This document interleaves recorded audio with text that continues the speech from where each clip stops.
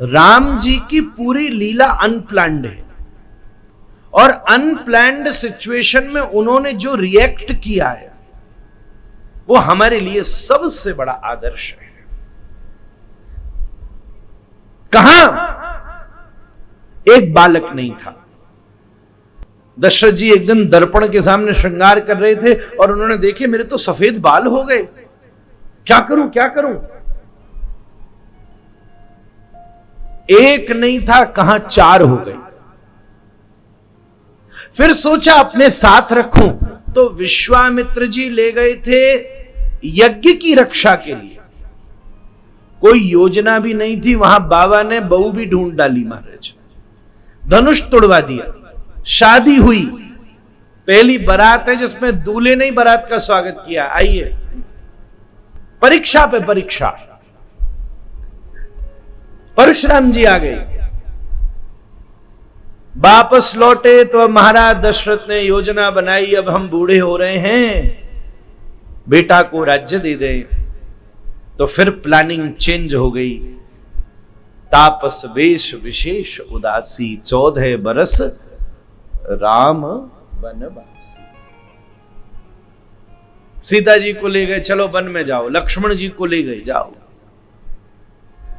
अब वन में जानकी जी और राम जी को चित्रकूट चित धरहि, चित्रकूट में मन बस गया कि भगवत कृपा हो तो अब तो यहीं आसन जमा लूं जीवन भर। तो भरतलाल जी पहुंच गए, साधु संत बोले यहां नहीं रहो प्रभु, आगे चलो। तो दंडकारण्य में दोनों युगल महापरम विहार में संलग्न थे और सोचा था अब तो अपने दाम्पत्य जीवन का खूब आनंद लेंगे यहां विराजमान होकर, कि रावण आके जानकी का हरण करके ले गया। जिन वनों में सिया राम ने विहार करना था, उन्हीं वनों में राम जी को वियोग हो गया। बताओ, रघुनाथ वन में कुछ पाने नहीं गए थे और कुछ खोने नहीं गए थे, पर पूरा वन खोज ही खोज में निकल गया। सीता जी आई, वापस लौटे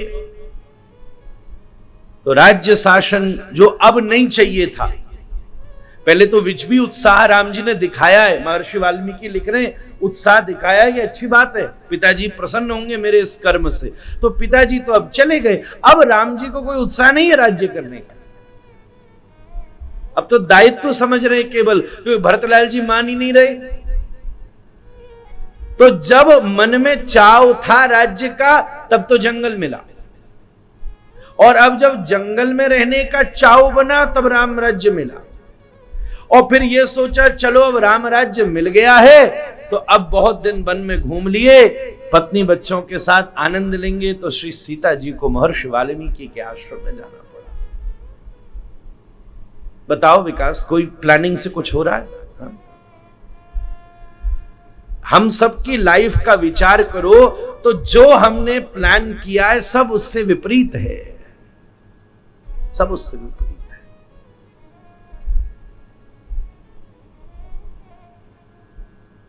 अब बड़ा भारी प्रश्न हुआ, राम जी तो बन गए, राम जी के बाद राजा कौन बनेगा? लव कुश बने कि भरत का बेटा बने? तो अयोध्या की परंपरा तो कहती है रघुनाथ ने अपने बाद हनुमान जी को राजा बना दिया। अयोध्या का यही भाव है। आप हनुमानगढ़ी में जाइए तो श्री हनुमान जी के ऊपर छत्र लगाए और सारा परिवार पीछे खड़ा है।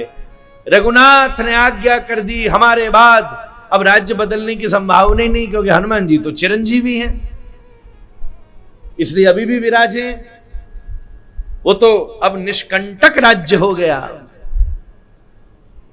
हनुमान जी का राज तिलक किया, मैं तुम्हें क्या दूं, मैं तुम्हें क्या दूं, क्योंकि मैंने तुम्हें अपना पुत्र माना है। जानकी जी ने अपना पुत्र कहा है हनुमान जी को।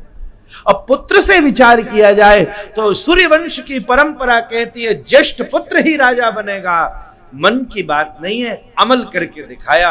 लवकुश बेटा है पर ज्येष्ठ पुत्र हनुमान जी हैं, इसलिए श्री रघुनाथ ने हनुमान जी को अयोध्या की गद्दी पर तिलक कर दिया।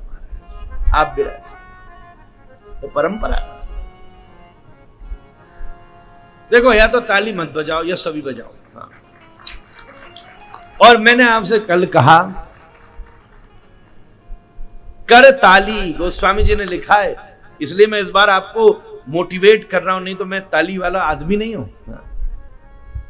जय जयकार होनी चाहिए। पर गोस्वामी जी ने राम कथा को ताली की तरह कहा है, बिहग सुहावन, बिहग, जहां सारे बिहग पक्षी उड़ जाएं पेड़ से, इसलिए बजा लो, या तो मत बजाओ या सभी बजाओ और सो मत। एक बात आपसे कहूं, रुक के कहूं, हाँ गुड, ताली बजाने से एक सुविधा होती है, बगल में कोई सो रहा हो तो जग जाता है। दूसरी बात है, आप ताली बजाओ तो आपको जागृति होती है। योग में बजवाते ना ताली जोर जोर से,